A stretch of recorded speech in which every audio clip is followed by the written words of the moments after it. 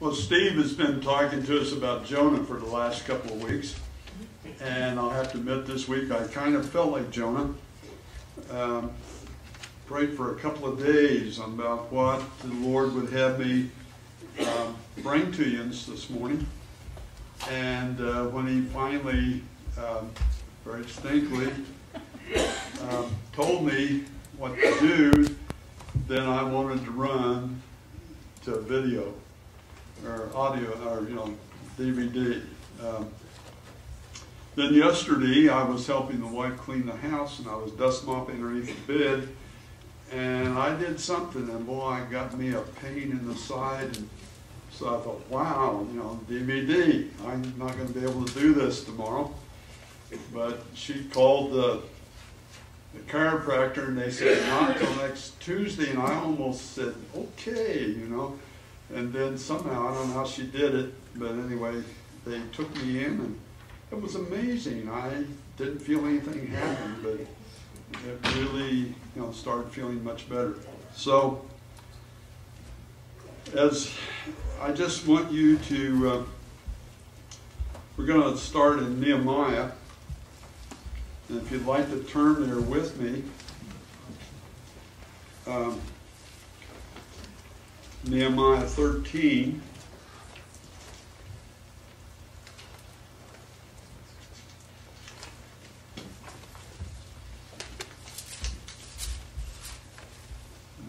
Nehemiah 13, and we're going to just start with verse 14. And I just want you to use your imagination this morning. Think about living in a, I want to say a police state, but that's not the word I want. What was the Israelites called with God as their leader? Theocracy. Theocracy, okay. So this is what's going on, and you all remember what Nehemiah was sent to do, and so he's got there, and he's find that, can I say it this way, the Israelites had just kind of grown and cold. They had maybe just gotten complacent, and so as we start there in verse 14, Nehemiah is talking to the Lord. He says, "Remember me, O my God, concerning this, and do not wipe out my good deeds that I have done for the house of my God and for his service." Then it goes into what was happening. In verse 15 it says, "And in those days I saw people in Judah treading wine presses on the Sabbath, and bringing in sheaves and loading donkeys with wine, grapes, figs, and all kinds of burdens, which they had brought into Jerusalem on the Sabbath day. And I warned them about the day on which they were selling provisions." Now, what do you think? Would you like somebody today to warn you about things you're doing on the Sabbath? It's kind of interesting the way Nehemiah then goes on to approach this. And he also mentions that it wasn't only the Israelites or the Jewish people who were bringing stuff in. He says there's men of Tyre dwelt there also, who brought in fish and all kinds of goods and sold them on the Sabbath to the children of Judah in Jerusalem. So what's going to be happening there? Would those sellers be coming in if nobody was buying? No, that's not going to happen. So evidently we had people here in Jerusalem who is forgetting the Sabbath. They are, I don't know about you folks, but have you ever compromised the Sabbath? I mean, you're wanting to do something, and so you say, well, it's not that bad. I see other church members doing stuff like that, or whatever, however you might justify it. you justify what you. Fact is, maybe I just wanted a fish sandwich for dinner, and so I can just run out and get the fish and bring it in, and we can cook it, and it's okay. I'm not doing my week's grocery shopping right now. I'm just going to get something fresh. So anyway, this is going on in Jerusalem. And then Nehemiah says, "Then I contended with the nobles of Judah and said to them, what evil thing is this that you do, by which you profane the Sabbath day?" In other words, he's saying, just because you're going out here buying these things, you are profaning the Sabbath.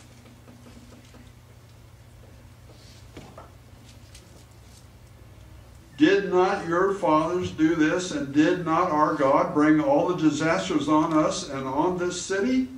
And we just went through David Overmiller's, he did several weeks on the Sabbath. You remember that? And he said that every time that those people went into bondage, it was because they'd given up the Sabbath.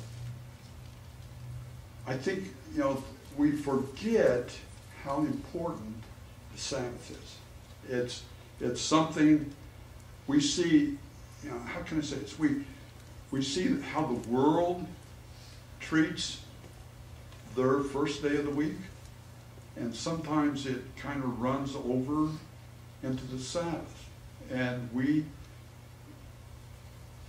just compromise little things to the point that things don't seem as bad. But when the children of Israel, as David brought out with a lot of study, that every time that they started forgetting the Sabbath, they went into captivity.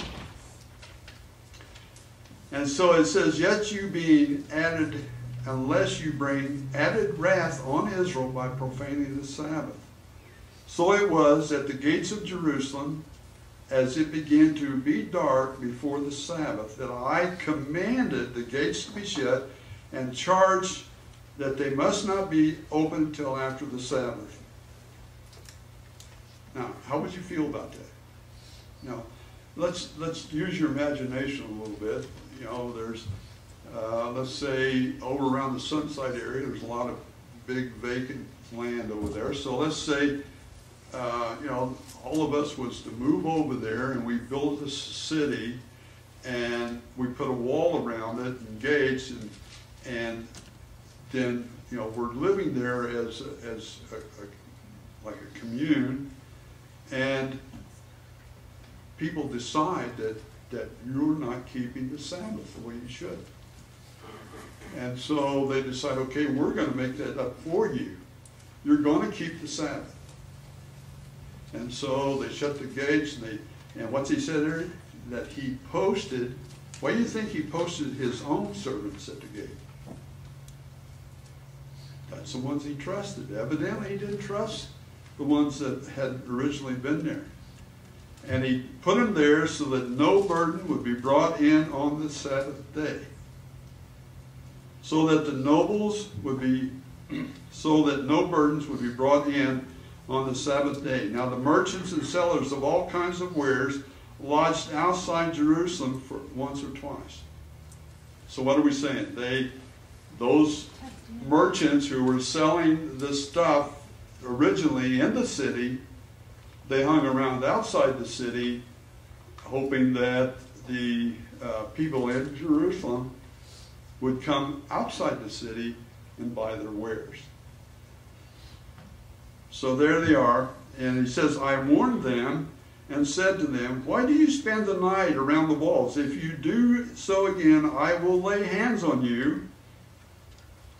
From that time on, they came no more on the Sabbath. "And I commanded the Levites that they should cleanse themselves, and that they should go and guard the gates to sanctify the Sabbath day. Remember me, O my God, concerning these also, and spare me according to the greatness of your mercy." So, do you think you would work well under a a situation like that? Where, you're told you're going to keep the Sabbath regardless. I'm not giving you any choice. And went so far as to move. I mean, what if, I don't even know how to say this, but what if the church somehow was to surround your house and say, okay, you can't do anything other than what we tell you can? How much would you love the church? How much would you love the people that's telling you what you, even though it's right. I mean, you know that it's right, but you don't like somebody telling you that's right. And I thought it was kind of interesting on down in verse 23. It says, in those days I saw the Jews who had married women of Ashdod and Ammon and Moab. Now, whose children are them? Remember what David said? Yeah, from Esau. And these are, sons of Abraham. And half of the children spoke the language of Ashdod and could not speak the language of Judah, but spoke according to the language of one or other people. So I contended with them and cursed them, and I thought this was interesting, struck some of them and pulled out their hair and made them swear by God, saying, you shall not give your daughters as wives to their sons, nor take the daughters of your sons for yourself. So, do you agree with what he told them to do? We know that's a fact, don't we? We know that when children marry outside of what they believe, that more than likely they go the way of the marriage. We've seen it come the other way, but most of the time it's that way. And so we as parents today, I'm just going on a little rabbit trail here, has a tendency to, well, they turn 18, I can't do nothing else about it. They can live in my house and they can do all these things, but I can't tell them what to do anymore. Well, if they're living at home and in your house, I think that gives you some, I'll say this, if they don't want to live by what you have asked them, then they need to, support themselves. So, okay, so we want to go over what Gene read, the Ten Commandments. Okay, so we're going to start at verse 3, Exodus 20, verse 3. And you shall have no other gods before me. That's not a problem with us, is it? How many of you have got idols sitting around the house? Anybody got any idols that you pray to? So, that's no problem for us, right? What would be a god to us? Entertainment, TV, okay. Sports, all kinds of them. You just got to think of them. Yeah, I mean, it could be, what? It could be our car. Some people's gonna, it could be our home, no matter how humble it is. It would come. We put ahead of God. Yes, thank you. Anything that we put in front of God. And so, actuality, we've got the same problems that when they had when Jesus gave them, or when Jesus spoke these from the mountain. And he spoke them, and then what did he do with the Ten Commandments? He wrote them with his own finger. So that makes it a whole, just another topic, because a lot of people try to do away with the Ten Commandments because they call them laws of Moses. But Moses had nothing to do. He didn't write them. He just received them. And so we still have the same problems, okay? And verse 4, which is the second commandment, thou shalt not make for yourselves a carven image, any likeness of anything that is in heaven above, or that is in the earth beneath, or that is in the water under the earth. You shall not bow down to them, nor serve them, for I am the Lord your God. I'm a jealous God, visiting the iniquities of the fathers upon the children to the third and fourth generation of those who hate me, but showing mercy to thousands to those who love me and keep my commandments. So it's exaggerating verse 3. It's letting us know that no matter what it is, God is not going to be happy if we do like Taylor said, if we put this in front of him. It's just he's not going to be happy. And verse 7 says, "Thou shalt not take the name of the Lord your God in vain, for the Lord will not hold him guiltless who takes his name in vain." What is vain? Anybody want to help me? Using something loosely. Okay, loosely. You know, do we hear things in church like "gee" or "oh gosh," or Darn. yeah, actually, and you know, we're kind of talking about us now. You know, in our church, you know, do we take God's name in vain? It is easy to, how many, you know, I've heard, by golly. These little synonyms, or if I can, I'm not much on English, but if I can say that, and we take God's name and we put it to in vain situations. So it's not. It's, you know, and sometimes, you know, we expect it from the world. I mean, you're out there in the world and you hear people taking God's name in vain all the time. I mean, it's not, I mean, you know, if you watch anything on TV now, it's become very easy to take God's name in vain. So, you know, it's very important. It's very important because it's breaking one of the commandments. And Jesus says, if you've broken one commandment, what have you done? Them all. You've broken them all. And so it's so easy to add a little phrase to, you know, I don't know what. I used to have a filthy mouth.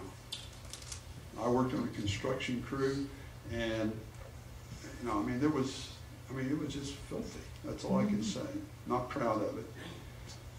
The Lord helped me to overcome that. But they're all fillers. And that's the same way these words, when we're taking God's name in vain, is the same thing. It's just a filler that we throw in. And, you know, I don't know why. I don't even know why I did it when I did it. Other than that, it's just the way we're doing things. And so, you know, we need to, as Christians, and when we say Christian, what does Christian mean? Christ-like. And so when we are saying, I am a Christian, that means I'm trying to pattern my life after Christ. Mm-hmm. And if we go anywhere other than that, then we're almost making fun of Christ.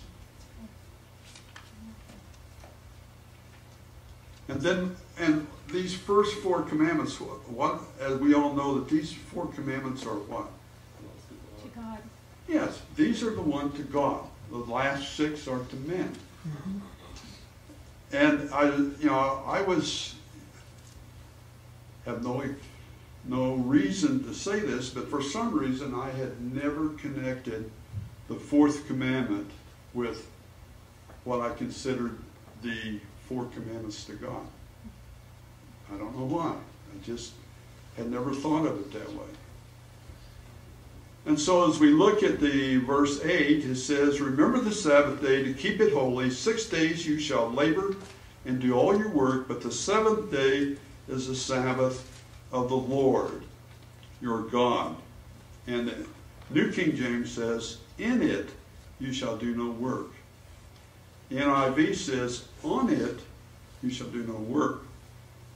Then it goes on to say, neither you, nor your son, nor your daughter, nor your manservant, or your maidservant, nor your animals, nor the alien within your gates.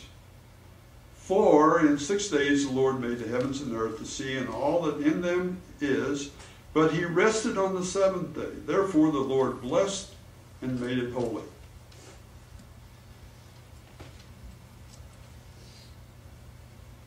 So, is that really anybody have a problem with that? Okay, what does it mean? Let's say, for instance, that somebody, well, let's say your brother comes to your house, and he don't want to go to church. He's on his Sabbath, and he wants to stay home and wash his car. And you're going to go to church. So, do you have any say in what's going to happen there? Should you just say, well, here's the water, here's my brushes, and here's my sponges, and have fun? I'm going to go to church. So what about you ladies? What if somebody came and said, I'm going to fix you a really super meal Thanksgiving? And so they bring the turkey, they bring the all this stuff to make the dressing and the gravy and the potatoes and all that kind of stuff.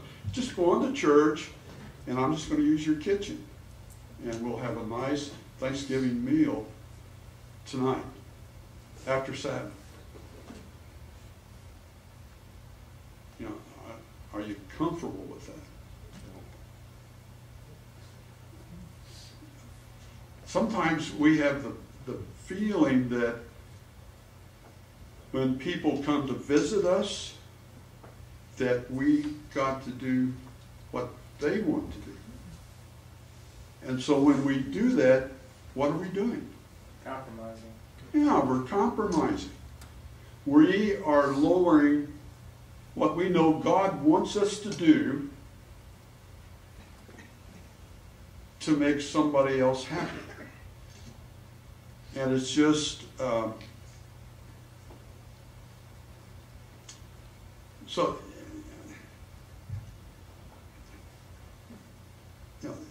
we can think that puts me in a tough spot. And, if we love the Lord, what does it mean if you really love the Lord? He becomes first in your life. And of course, I'm not saying you're nasty to these people, but you just have to explain to them that you're sorry. This is my property, and the Lord holds me responsible for what goes on my property. And so, I'd be glad for you to do it tomorrow, but it just can't happen today. And I thought it was interesting that in Exodus, and Exodus is the only place that says this, and this is where the commandments are, and it's Exodus 31:14 and Exodus 35:2, and Exodus 31:14. But what was the penalty for breaking the commandment, the Sabbath commandment?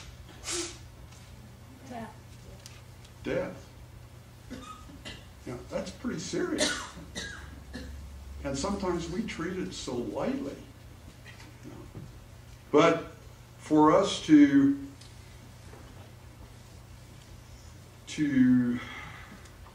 forsake the Sabbath is a very, very serious thing, because it's one of the commandments, and it is to God. Give you an example. Jean and I, we made a decision to make a trip, and it was a long weekend, and so we thought, well, in order to have more time where we want to be, we'll just fill it was a truck, and we pick up, and we filled the pickup up with gas.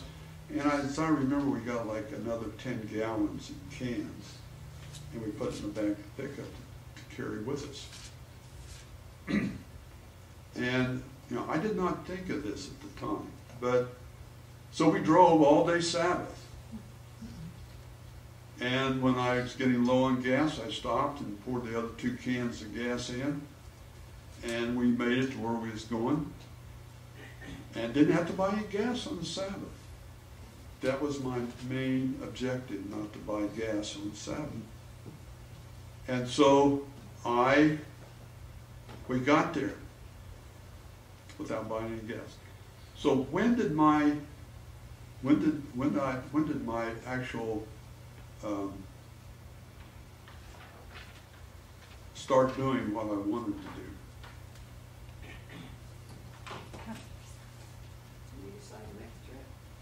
That's right. So, in no way was I keeping the Sabbath, because I was using the Sabbath as my transportation time so I could do what I wanted to do on the first day of the week. And I did not realize how much I was profaning the Sabbath by making that decision. And if Exodus was still in existence like it is, it still is, but we don't do things like we did then, I'd be dead. They'd have found me and said, look what Bob did, and so, he profaned the Sabbath, and so he's dead. Now, I'm thankful that we don't live under, I'll just say this, under the same consequences as the Israelites did. It all stands true for me, but my consequences don't happen as quickly as it did with them. The guy that, remember, who was picking up the sticks, and they brought him to Moses and said, what do we do with him? And Moses said, I don't know. Put him in guard, and I'll talk with the Lord. When he got it back, the Lord said, take him outside the camp and stone him. So why do you think the Lord did that? Don't you think that'd make an impression? What if at this day and age, you found that I did something like I just spoke, and so you as a church would get together and say, okay, Lord, what are we supposed to do with Bob? And the Lord says, take him outside and stone him. How would you feel about that? Yes, Nancy. All those people were saying, we want God to be our God. And that's what we're saying. We want God to be first. We're already claiming that. And if our lives say something else, it's like one bad apple spoils the whole thing. God was wanting to protect his people.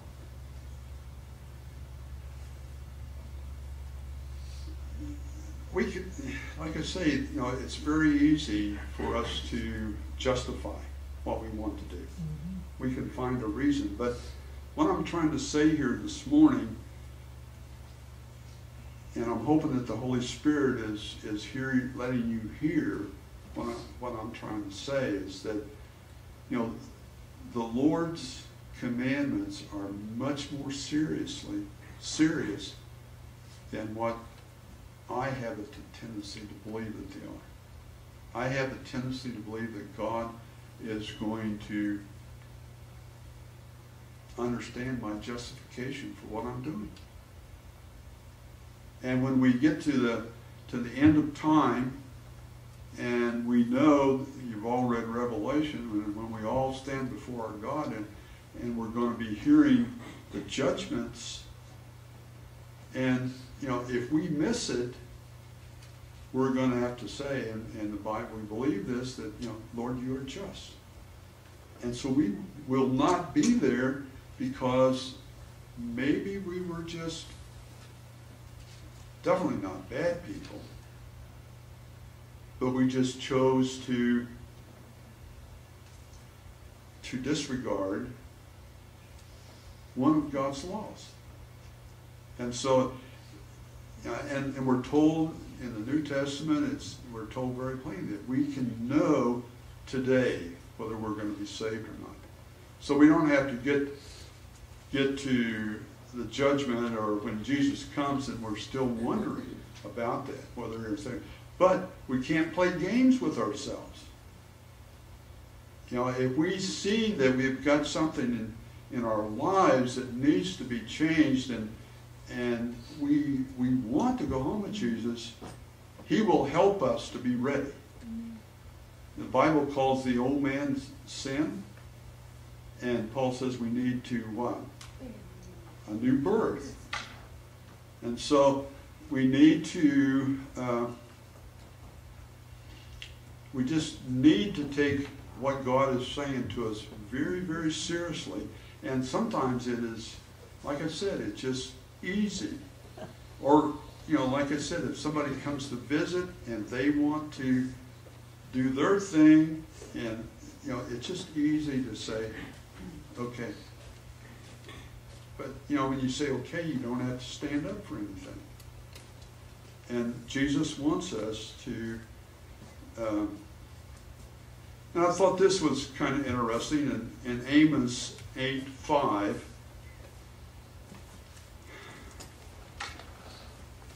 It says, when the new moon is passed, and he's saying this is what people's thinking.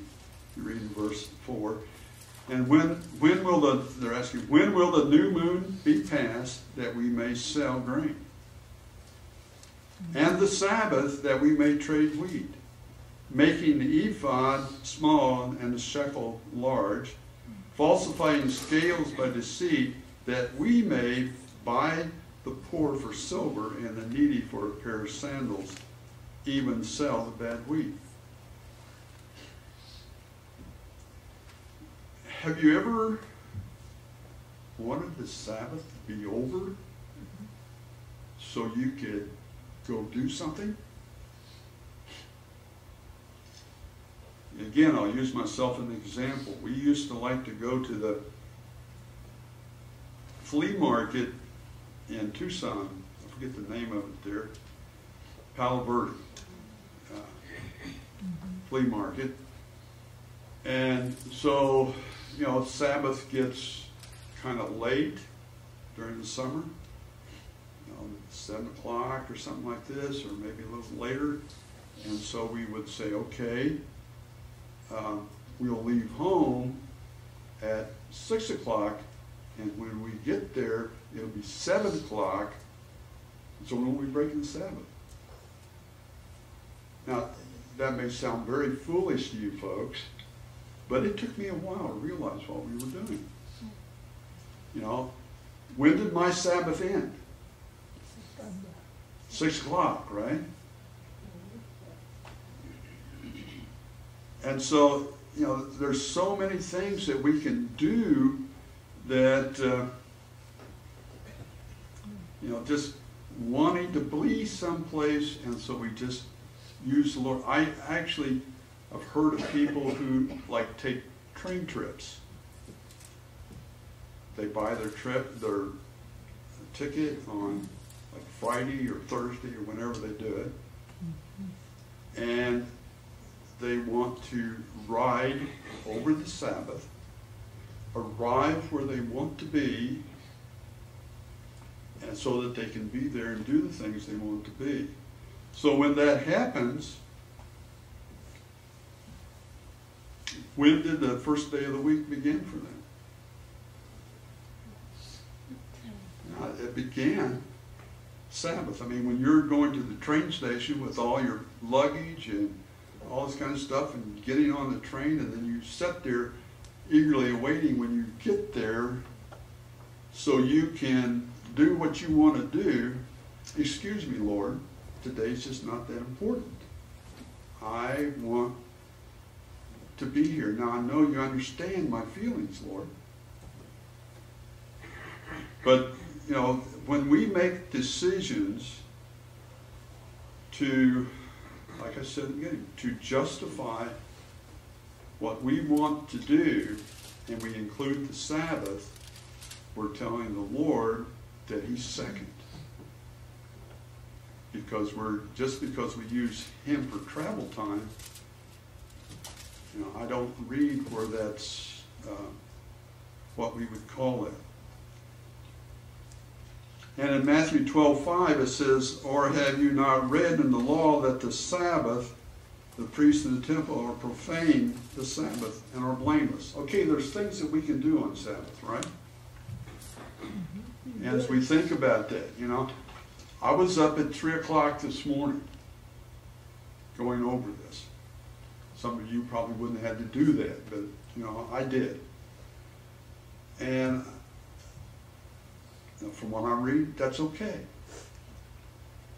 Then Jesus also said that it's good to do what on the Sabbath? Good.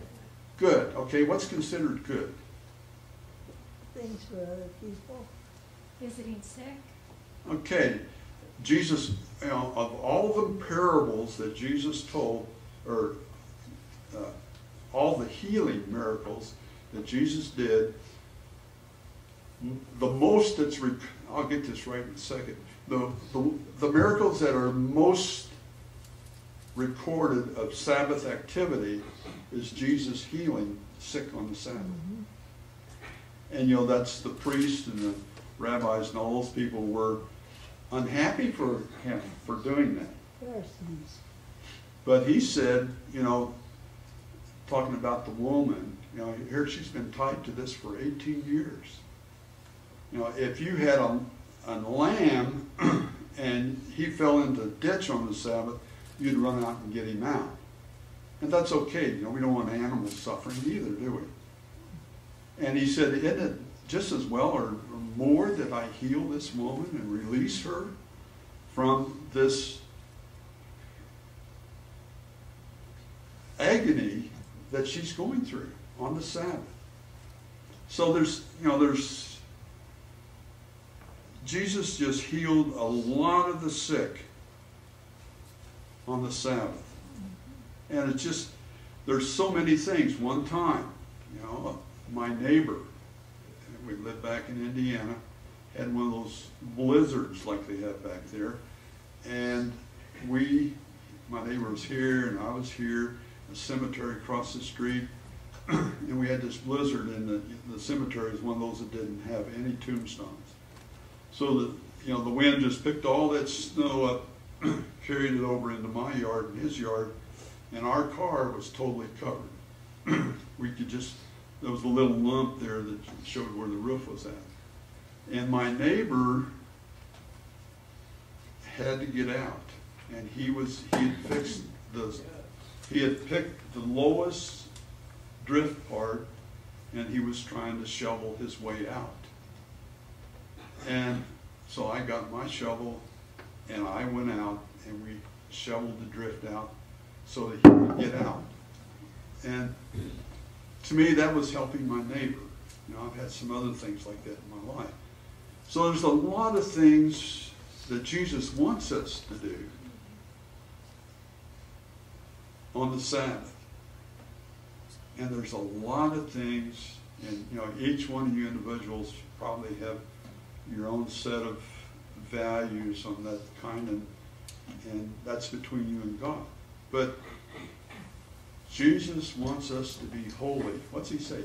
Be holy because I am holy. And I just, like I said, I wanted to run from this. I did not want to do this because but the Lord wants to have people who want to be like him. And if we want to be like him, then if you're like me, you're going to have to make some changes. I have to make changes. And I want to be in heaven. I do not want to miss heaven for any reason. And my prayer for me is, Lord, show me anything in my life that would separate me from you and cause me to not be able to go to heaven. And I had some things happen to me in 2010. I never want to go back and go through 2010 again. I don't have to, but that's...